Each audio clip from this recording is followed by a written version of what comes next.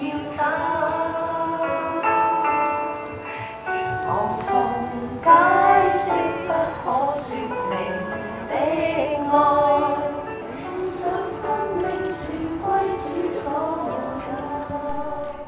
近100名市民喺秀茂坪順天村為早前被虐殺致死嘅流浪貓阿喵進行悼念，並送上鮮花同心意卡。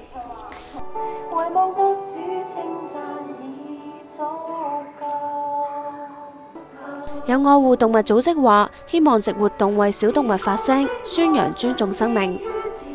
繼阿喵出事之後，近日再有流浪貓懷疑被殘忍虐殺，觸發起社會同網民猛烈譴責。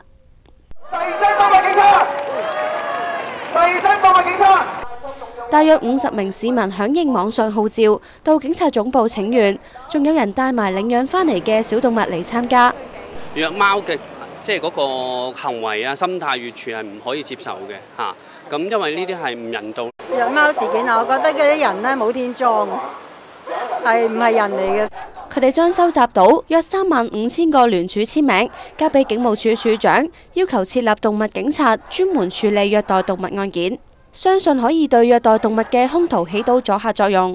我哋見到有好多嘅虐殺貓狗嘅情況呢，一啲嘅兇徒可以逃之夭夭，可以係冇後果嘅。而假如警方成立動物警察啦，係相當具阻嚇力，因為你會知道俾個兇徒知道，其實警方唔係唔重視呢啲案件，係會有人呢係有一個絕對嘅執法權力，有調查權，甚至乎可以攞到一啲嘅證據去拘捕人。鄺俊宇話：台灣同荷蘭警隊都設有專責小組，同24小時報案熱線，可以集中處理同主動偵查虐待動物案件。香港寬頻電視記者許佩芝報導。